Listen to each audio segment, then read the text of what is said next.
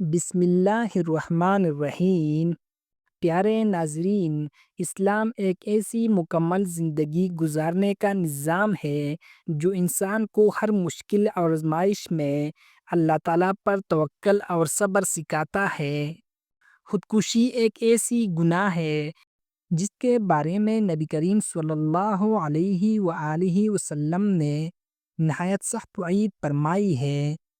حضرت ابو ہریرہ رضی اللہ عنہ سے روایت ہے، رسول اللہ صلی اللہ علیہ وآلہ وسلم نے فرمایا، جو شخص پہاڑ سے گر کر اپنے آپ کو ہلاک کر لے وہ دوزخ کی آگ میں ہمیشہ کے لیے گرتا رہے گا، اور جو شخص زہر پی کر خودکشی کرے گا وہ دوزخ کی آگ میں ہمیشہ زہر پیتا رہے گا، اور جو شخص اپنے آپ کو کسی ہتھیار سے مار ڈالے گا وہ دوزخ کی آگ میں ہمیشہ اسی ہتھیار سے اپنے آپ کو مارتا رہے گا۔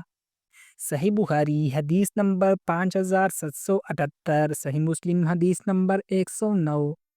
اس حدیث سے معلوم ہوتا ہے کہ خودکشی کرنے والا شخص شدید ترین عذاب کا مستحق بنتا ہے، اور اس کے انجام کے بارے میں رسول اللہ صلی اللہ علیہ وآلہ وسلم نے بہت سخت الفاظ استعمال فرمائے ہیں۔ حضرت جندب بن عبداللہ رضی اللہ عنہ سے روایت ہے، رسول اللہ صلی اللہ علیہ وآلہ وسلم نے فرمایا، تم میں سے جس نے اپنے آپ کو کسی چیز سے قتل کیا تو قیامت کے دن وہ اسی چیز سے عذاب دیا جائے گا۔ صحیح بخاری حدیث نمبر 1363۔ اس سے واضح ہوتا ہے کہ خودکشی دنیا کی مشکلات کا حل نہیں بلکہ آخرت کے شدید عذاب کا سبب ہے۔ قرآن پاک میں ارشاد باری تعالیٰ ہے، اور اپنے آپ کو ہلاکت میں نہ ڈالو، بے شک اللہ تم پر مہربان ہے۔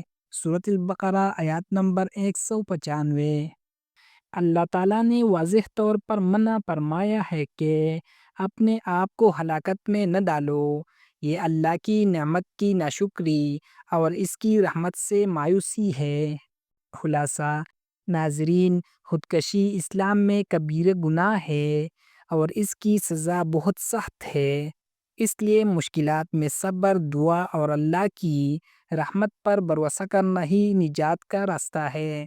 پیارے ناظرین، اس ویڈیو کو آخر تک دیکھنے کے بعد دوسروں تک ضرور پہنچائیے تاکہ یہ کسی کو خودکشی جیسے گناہ سے بچانے کا ذریعہ بنے۔